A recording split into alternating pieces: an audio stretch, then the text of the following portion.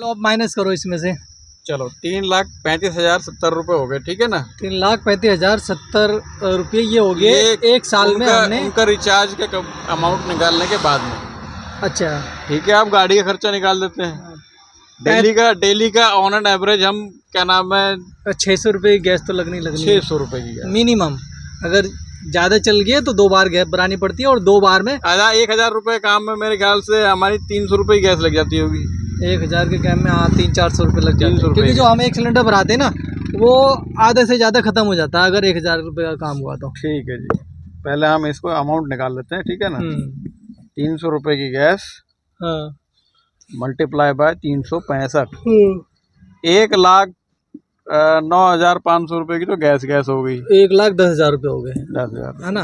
यानी कि 10,000 छोड़ो तो मैं 1 लाख लगा लो। ये सीएनजी है, ठीक है। पेट्रोल भी थोड़ा बहुत तो डलवाते ही हैं हम लोग। मतलब हम लोग इतने करोड़पति लोग हैं भाई साहब, 1 लाख रुपए की तो हम सीएनजी खरीद लेते हैं एक साल के अंदर। सोच लो 1,10,000 रुपये की, 1,10,000 रुपए की तो हम सीएनजी खरीद ले। और पेट्रोल भी तो बोलो भाई। हाँ पेट्रोल अभी तो पेट्रोल पे भी तो आओ। पेट्रोल हम मतलब हफ्ते में कभी 500 रुपये का, हाँ है ना, लमसम इतना तो होता है। पूरे महीने में हम लोग 1,000 रुपये का 1,500 रुपये का पेट्रोल मान ले, हाँ ठीक है।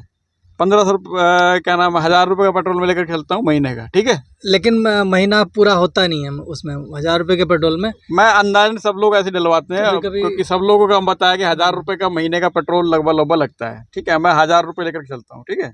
चलो तो वो तो 12,000 हुआ। 1,000 रुपये इंटू 12 तो 12,000 हो गया। 12,000 रुपये का पेट्रोल डलवाया हमने। सरकार को कितना रेवेन्यू देते हैं और हमें कितना मतलब मिलता ना है? 1.25 लाख रुपए का तो हमने फ्यूल खरीदा है, ये समझ लो। और 1,10,000 का हमने सीएनजी खरीदा और 1 लाख वो ओनली 12,000 का हमने पेट्रोल खरीदा। 12 तो कम बताया, ये 15-16 का हो जाता है, 20 के आसपास आ जाता है। हाँ ठीक है ना। तो अगर इसको 20 करेंगे तो 1,30,000 बैठ जाएगा। लेकिन चलो 1.25 लाख का हमने सिर्फ जो है फ्यूल खरीद लिया है, ठीक है।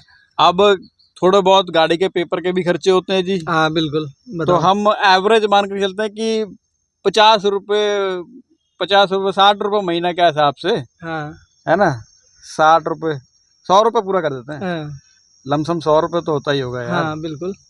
1200 रुपये हम 2,000 रुपये कर देते हैं साल का। हाँ 1,200 रुपये महीना का। नहीं भाई साहब, क्या नाम है अपना इंश्योरेंस ही इससे महंगा हो जाता है भाई साहब।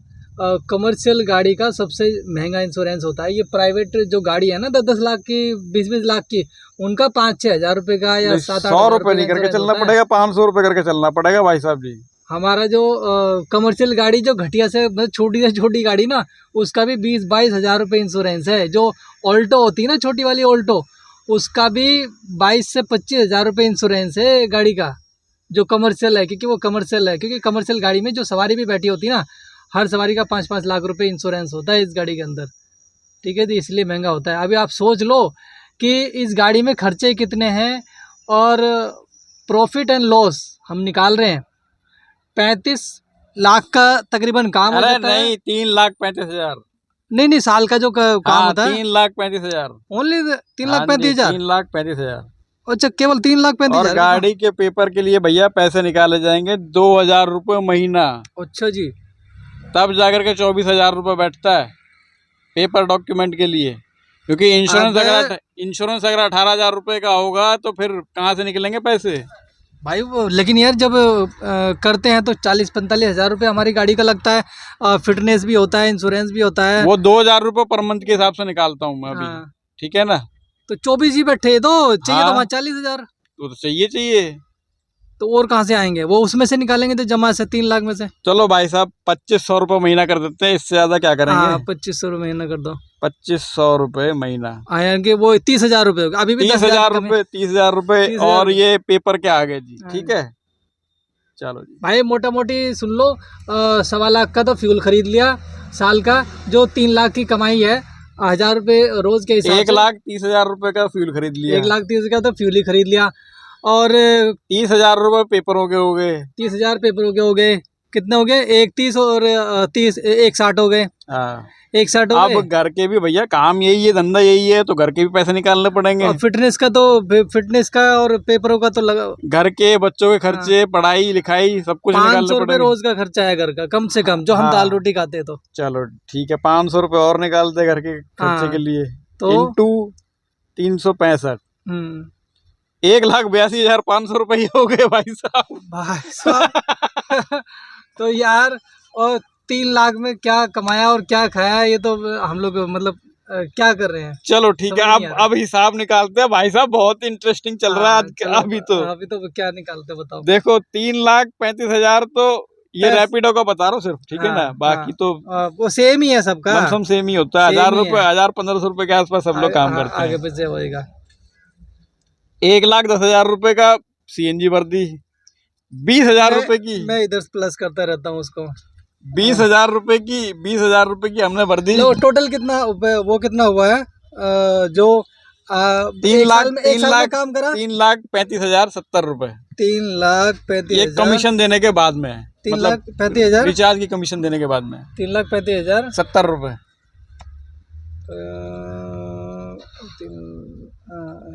3,35,000, हाँ 3 लाख, अच्छा 3 लाख भी 35,370, नहीं, 3,35,070 रुपए। चलो हो गया, ठीक है, वो कोई नहीं, 3,35,000 ही मान लो, 370 को भी छोड़ो, हाँ ठीक है, 3,35,000 ही मान लिया हमने। ठीक है, ठीक है, ठीक है, इतना ही 3 लाख। मान लिया। अब इसमें से जो हमने 1,00,000 CNG डलवाई है, CNG 1 माइनस लाख, करो, 1 एक बार लाख, CNG माइनस करो, हाँ ये हो गया माइनस कितने की, हमने लगभग 1,30,000 1,10,000 रुपए की CNG डलवाई है, CNG। 1,10,000, 1,10,000, 1,10,000, ठीक है। 20,000 रुपए का हमने डलवाया है पेट्रोल। अभी कितना बचा, 2,25,000 बच गया हमारे पास, ठीक है। अब ये आ गया, अब इसमें से कितना घटाना है, 20,000 रुपए का हमने डलवाया पेट्रोल, माइनस 20,000 पेट्रोल, 20, 1, 2, 3, 30,000 रुपए के होते हैं पेपर, ये लो, ये बच गए 2 लाख, ठीक है जी।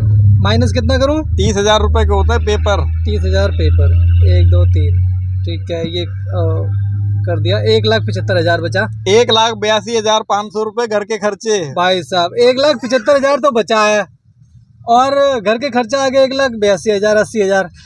बहुत कमाई कर रहा है ड्राइवर जी, बहुत नोट मोटे छाप रहा है। 0 बटा लड्डू है, ठीक है।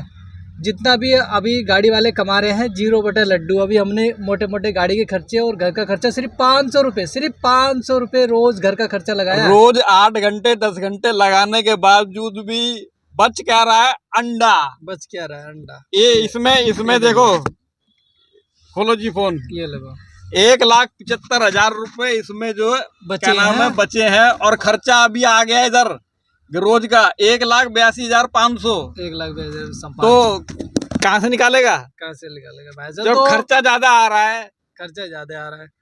तो मैं तो भैया यही कहूँगा लोगों से, जो लोग दबा के गाड़ियाँ खरीद रहे हैं अभी, ठीक है, जो लोग दबा के गाड़ियाँ खरीद रहे हैं कि भैया बहुत मोटी कमाई है भैया, संभल जाओ, सुधर जाओ, नहीं तो मतलब बाद में पछताओगे, फिर बोलोगे कि यार हमने किसी भाई से पूछा ही नहीं। पूरा हिसाब निकाल करके रख दिया आपके सामने। और अगर आपको यकीन नहीं आए, फ़ोन कर लेना 8130628347 नंबर है, आप कॉल भी कर लेना और पूछ भी लेना और वीडियो देख लेना सारी। मैं अपना नंबर भी बताता हूँ, नंबर बता वीडियो में, 8700365348। राजेश नाम है मेरा। जिसको भी गाड़ी लेनी हो फोन करके पता कर ले कि भैया क्या बच रहा है, कितनी मोटी कमाई हो रही है, और हालत हम लोगों की देख रहे हो। और एक चीज है, अगर चलान वलान हो जाए तो वो तो जोड़ा ही नहीं है। चलान तो जोड़ा ही नहीं है, मेरे भाई साहब अभी 5 चलान बचे हुए हैं, वो तो जोड़ा ही नहीं है। मतलब ये समझ लो कि मेरे जो बचत के पैसे होते हैं वो भी जेब से जाएंगे। मेरे खुद के अभी 5 चलान बचे हुए हैं, ठीक है, और आपके कितने चलान बचे हुए हैं? मेरे भी होंगे 2-3 ऐसे ही, 2-3 ऐसे ही। और कोरोना के टाइम पे तो बहुत सारे चलान थे, लेकिन अभी जो है फिलहाल 5 चलान मेरे बचे हुए हैं। कल भी मैं गया था इसके पास, जो ट्रैफिक हेडक्वार्टर है, तो उन्होंने बोला भैया जो आपने भर दिए हैं उनकी रिसीप्ट ला के हमें दिखा दो, तो हम ये हटा देंगे। जो पे कर रखे हैं पे करने के बाद भी वो अभी हटे नहीं है। तो मैंने कहा भैया अब हटे क्यों नहीं है? कह रहा अपने आप हट जाएंगे। अब मैंने कहा भैया कब हटेंगे? 1-1 साल 2-2 साल के पड़े हुए हैं और वो भी नहीं हटे। और ये कुछ लोग सोच रहे होंगे भाई ये इतना मुस्कुरा कैसे रहे हैं। हाँ, भाई साहब अब मजे ले मुस्कुरा रहे हैं नहीं पूरे। रहे हैं, हमारे आंखों से आंसू जो है ना थमने का नाम नहीं लेते हैं। लेकिन फिर भी इसीलिए हम चेहरे पे जो है झूठी हंसी बना करके रखते हैं, क्या करें। भाई कस्टमर तो बैठेगा, उसको तो क्या नाम है छोड़ करके आना है। अगर रोते हुए जाएंगे, अपना दुखड़े सुनाते हुए जाएंगे तो बेचारा सोचेगा साला ये तो मेरे से ज्यादा बेकार है। भाई देखो अभी मैं आपको बता दूं, अभी एक परिवहन मोर्चा के नाम से तेजिंदर जी ने पूरे भारतवर्ष का इसमें एनडीए गठबंधन में परिवहन मोर्चा अठावले जी ने बनाया है और अठावले जी का फुल सपोर्ट है। तो मैं तो कहूँगा कि सभी लोग साथ आएँ और इस परिवहन मोर्चा में जुड़ के एक ताकत बनाएं। क्योंकि जो अभी हमारे गृह मंत्री साहब ने बोला था ना कि सरकारी जो ऐप बनाएंगे, ऐप चलाएंगे, उस पर काम चल रहा है अभी और वो बन रही है, तैयार हो रही है। तो सरकार जो ना किसी एक बड़ी सी संस्था को वो ऐप देगी चलाने के लिए कि भैया या तो संस्था को देगी, अगर संस्था को चलाने लायक होगा कोई या फिर किसी बिजनेसमैन को दे देगी। ठीक है, तो हम लोग कोशिश कर रहे हैं कि वो जो परिवहन जो सरकारी जो टैक्सी चलने वाली है उसकी ऐप हम लोगों को मिल जाए सहकारिता समिति के आधार पर। ठीक है, तो तेजिंदर जी ने बोला है कि सभी लोग आओ और संडे को हमने मीटिंग रखी है, आप लोग आओ बताओ कि भैया क्या हम लोग कोशिश करें आगे बढ़े, क्योंकि आप लोग अगर साथ में होंगे तभी तो हम आगे बढ़ेंगे। नहीं, अगर आप लोग नहीं होंगे तो फिर कैसे आगे बढ़ा जाएगा? क्योंकि सरकार तो ये बोलेगी ना भैया इतनी बड़ी ऐप है और हम आपको कैसे देते हैं, कितने आपके लोग हैं, कितने पढ़े लिखे हैं, कितने इसको समझदार हैं, चला सकते हैं नहीं चला सकते, वो तो पूरी जानकारी देनी पड़ती भाई, पूरी फाइल देनी पड़ेगी उनको। और इस वीडियो के माध्यम से हम्म, मैं जो हमारे माननीय गृह मंत्री हैं और जी परिवहन मंत्री हैं, जी जी जी। मैं उनसे ये कहना चाहूँगा कि भैया देखो हम रोते नहीं है मगर हम्म, हमारे आंखों में आंसू है। बिल्कुल है, सही बात है, ये तो है। कि क्या हालत है वो हमने आपको वीडियो के माध्यम से बता दिया। बता दिया। थोड़ा बहुत गौर करो ताकि हमारे चेहरों पे हंसी आए, हम भी अपने घर की व्यवस्था जो है ठीक तरीके से चला पाएँ, हमारे बच्चे भी अच्छे स्कूलों में पढ़ें, हम भी अच्छा खाएं, अच्छा पहने, अच्छा हम भी अपना टाइम पास करें। तो हमारे तरफ भी देख, थोड़ा सा देख करके चलो नहीं, कि मैं तो हमारे यही, पास भी पैसा कुछ बचे। सही बात। अगर हमें अपनी जेब से ही दगा लगाना पड़ेगा तो हमें 7 लाख 8 लाख 10 लाख 12 लाख रुपए की गाड़ी लेने की क्या ज़रूरत है। थोड़ा बहुत देखो कि हम इतना बड़ा इन्वेस्टमेंट कर रहे हैं, इतना आपको टैक्स पे कर रहे हैं, जी, इंटरेस्ट पे कर रहे हैं, बिल्कुल तो बिल्कुल। हमारी तरफ भी थोड़ा देख करके चलो। मजबूरी हमारे भी बहुत है हम्म, मगर हम लोग झूठी ऐसी बना करके चलते हैं, बिल्कुल क्या सही करें। बात है। कोई दूस चारा नहीं है हमारे पास में। भाई दूसरे के सामने हंसेंगे तो 4 आदमी हमारे साथ हंस लेंगे, और अगर हम दूसरे के सामने रोने लगेंगे तो रोएगा कोई नहीं, चुपचाप से बाजू से निकल जाएगा। ठीक है ना? कस्टमर को हमें जो हमारी सवारी बैठती है, कस्टमर को हमें क्या नाम है खुशहाल चेहरा दिखाना पड़ता है। बिल्कुल। रोता हुआ चेहरा तो नहीं दिखा सकते क्या, कि ताकि उसका अपना मूड खराब हो जाए। उसका भी अपना मूड खराब हो जाएगा वो अगर। हमारे को देख करके हमारी कंट्री को देखता है। बिल्कुल सही अगर बात हम ही अपना रोना मुंह बना देंगे तो हमारी कंट्री की क्या छाप जाएगी। है। लेकिन अब हमारी कंट्री के अंदर, मैं तो दिल्ली की बात करूँ, हमारे देश में जो हमारा स्टेट है दिल्ली, सेंटर है, खैर ये स्टेट भी नहीं है पूरी तरीके से। अब सेंटर में ही इतने परेशान हैं जो हमारे ऑटो टैक्सी चालक हैं, ट्रांसपोर्ट का पूरा बिजनेस ये समझ लो कि ठप है। और ये ठप है ओला उबर जब से आई है तब से ठप है। ओला उबर का भी ये मतलब नहीं था कि भाई हम ठप करें, उनका भी मकसद है बिजनेस को चलाना, क्योंकि बिजनेस को चलाएंगे तभी तो वो कमा पाएंगे ना। लेकिन एक दूसरे की होड़ में कि भाई मैं तुझसे कम रखूँ, तू मुझसे कम रख, क्योंकि कस्टमर को अपनी तरफ खींचने के लिए ना कुछ लालच देना होता है। अब लालच वो दे रहे हैं लेकिन नुकसान किसको जा रहा है? ड्राइवर को जा रहा है, महंगाई ड्राइवर को जा बढ़ती रहा है। जा रही है, खर्चे कम नहीं होने का नाम भाई ले रहे। गाड़ी ड्राइवर की, ड्राइवर का, आप समझ रहे हो? जो एक 20,000 रुपये सैलरी है ना स्टेट के अंदर एक ड्राइवर की, इस ड्राइवर को आज वो सैलरी भी नहीं मिल रही है। सैलरी का तो नाम ही नहीं है कुछ भी। अगर हम 8 घंटे 10 घंटे बैठ रहे हैं सीट पे, ड्राइविंग सीट पे, हाँ तो कुछ नहीं बचा रहे। कुछ नहीं बेचारे, समझे। अभी हम लोगों ने हिसाब लगाया कि 1,000-1,200 रुपये रोज़ का जो कमा रहे हैं, 3,70,75,000 रुपये वो है। लेकिन सारे खर्चे निकालते निकालते निकालते निकालते हम माइनस में चले गए। लास्ट में ये हुआ कि जो 500 रुपये रोज़ का घर का खर्चा है, उसको अगर निकालेंगे तो जो बैलेंस में से बचा 170,000 रुपये। तो उसमें भी बच्चों की हम लोग, पढ़ाई का और वो है, तो बच्चों की घर के पढ़ाई का कहाँ खर्चों लगाया का आपने? है, घर के खर्चों का है, 500 रुपये मोटा मोटी लगा दिया है। 500 रुपये मोटा मोटी लगाया लगभग एक। 1 किलो दूध भी 72 रुपये, 72-73 रुपये का आता है। हाँ बिल्कुल घर के आटा दाल चावल चीनी राशन जो है जी। वो भी भरवाने में महंगाई रिकॉर्ड तोड़ रही है। नहीं, एक एक और बात है ना, देखो मैं माननीय हमारे प्रधानमंत्री साहब से भी कहूँगा, गृह मंत्री साहब से भी कहूँगा कि देखो 10 साल पहले इस टैक्सी का किराया 10 रुपये पर किलोमीटर मिल रहा था। जब माननीय शीला दीक्षित थी, उन्होंने 10 भी साल पहले जो टैक्सी का किराया था वो 23 रुपये पर किलोमीटर मिल रहा था, नहीं वो दूसरी टैक्सियों का, मेरू का। शीला दीक्षित जी ने ये जो टैक्सी निकाली थी, 10 रुपये पर किलोमीटर टैक्सी निकाली थी, 13 याद रुपये है? पर, शीला दीक्षित ने 13 रुपये की थी। 13 रुपये की थी वो। और आज हमें मिल रहा 7-8 रुपये पर किलोमीटर। तो यानी कि 10 साल के बाद हमारा किराया घटेगा या बढ़ेगा, ये समझो, ये बताओ आप। बढ़ना चाहिए ना, लेकिन महंगाई के हिसाब से जो गाड़ी का किराया है वो बढ़ना चाहिए, हम्म, मगर महंगाई सरकार के भी कंट्रोल में नहीं आई, हम्म, मगर गाड़ी का कंट्रोल में आ गया। पता हम्म। नहीं गाड़ी में कौन सा मंत्र फूक दिया। तो कुल मिला के हम लोग बहुत ही ज़्यादा परेशान हैं। 10 साल पुराना किराया भी आज हमें नहीं मिल पा रहा है।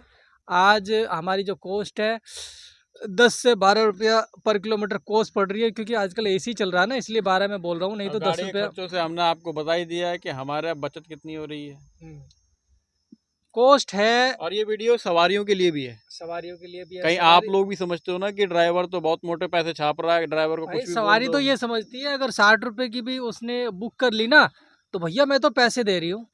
अरे भैया कितना दे रही हो भाई साहब, जितना आप 60 रुपए दोगे ना, इससे ज़्यादा का तो मैंने फ्यूल फूक लिया, समझ लो। आप हमारा हिसाब देख लेना कि हमें कितनी बचत हो रही है। सवारियों के लिए भी वीडियो है। कई सवारी तो इस मानसिकता से आती है कि हमें क्या मतलब तुम्हें बच रहा है नहीं बच रहा, तुम रोटी खा रहे नहीं खा रहे, हमें 60 रुपए की राइड मिली और हम 60 रुपए दे के जाएँ, बात खत्म। ऐसे ऐसे भी लोग आते हैं, क्या कहोगे उनके लिए? थोड़ा बहुत तो नज़र घुमा करके देखो कि जो सीट पर बैठा हुआ है उसको रोटी मिल भी रही है कि नहीं मिल रही है। यार उनको मिलने या ना मिलने से क्या फ़ायदा, क्या उनको फ़ायदा है? वो क्यों सोचेंगे तुम्हारे लिए? उनको तो कंपनी ने दी है। बिल्कुल सही बात है, इसमें सब सरकार भी दोषी है और कंपनी भी दोषी है। ये तो कहते हैं हमें तो भैया कंपनी ने दी है 120 रुपये की राइड, और हम तो जा रहे हैं, हमें क्या पता तुम्हारा 100 रुपये का खर्चा, 150 का खर्चा, 200 का खर्चा, हमें क्या करना उसका? हमें तो छोड़ो तुम वहाँ पर। तभी तो वो हादसे होते हैं। अगर ड्राइवर खुशहाल होगा तो फिर क्या नाम है, सब चीज़ें ठीक ठाक नहीं चलेंगी। नहीं, अभी हमारी सरकार जो दिल्ली में नई बनी है, माननीय केजरीवाल साहब को हटा के यहाँ पर आज बीजेपी की सरकार है और माननीय अच्छा एक रेखा चीज़ गुप्ता जी है। अच्छा एक चीज़ मुझे बताओ, जी जी जी। अगर ड्राइवर और जो क्या नाम है कामगार हैं वो जी खुशहाल होंगे हाँ। तो उनको कोई ऐसा मतलब काम करने की जरूरत पड़ेगी? उल्टा सीधा। नहीं, बिल्कुल नहीं पड़ेगी, कोई नहीं चाहता कि मैं कुछ गलत काम करूँ। अगर व्यवस्था ठीक चलेगी तो ऐसा कोई करने की कोई जरूरत ही नहीं पड़ेगी। नहीं नहीं, कोई नहीं मगर पड़ता। कंपनी और सरकार चाहती है कि ये लोग परेशान रहें, क्यों? क्योंकि उनकी कमाई तभी चलेगी। परेशान रहेगी तो कमाई कैसे चलेगी? अरे तो उनका चूल्हा तभी जलेगा ना। अच्छा, हमारे से उनको राजनीति, मतलब, हाँ। राजनीति, ओके। ये डिवाइड एंड रूल जो है ना, अंग्रेजों का टाइम का है, हम्म। लड़ाओ और राज करो। तो वो डिवाइड एंड रूल चल रहा है। सरकारों को मैं बोलना चाहता हूँ कि थोड़ा बहुत हम हमारी तरफ भी ध्यान दें, और कंपनियों को बोलना चाहता हूँ सुधर जाओ। सही बात है, सुधर जाओ थोड़ा सा, हमारा भी देखो कि भाई हमारे भी बाल बच्चे हैं, उनको भी जीने का पूरा अधिकार है। सरकार थोड़ी सी टेढ़ी आंख करे ना तो हर चीज़ मुमकिन हो सकती है, हम्म, मगर सरकार पता नहीं कौन से किस दबाव में रहती है कि इनको ओला उबर की बेईमानियां दिखती नहीं है, हम्म। ड्राइवर की नादानियां दिख जाती हैं। तो चलिए, मैं तो यही कहना चाहूँगा सरकारों से भी और हमारे मंत्री साहब से भी कि भाई ज़रा कुछ सोचें टैक्सी ट्रांसपोर्ट का। दिल्ली के अंदर टैक्सी ट्रांसपोर्ट का बहुत ही हालात गंभीर हैं, और लोग इस फील्ड को छोड़ के जा रहे हैं। तो आने वाले वक्त में ऐसा ना हो कि ड्राइवर मिलना भी मुश्किल हो जाए। ठीक है जी। चलिए, हमने तो ये सोचा है, लेकिन आप लोगों ने क्या सोचा है, हमारे ड्राइवर भाई क्या सोचते हैं, या जनता इस बारे में क्या सोचती है, तो ज़रा कमेंट करके ज़रूर बताना, ताकि हमें भी पता चले कि जनता हमारे बारे में क्या सोचती है। ठीक है भैया, मिलते हैं नेक्स्ट वीडियो के साथ। तब तक के लिए जय हिंद, जय भारत। नरेश कुमार।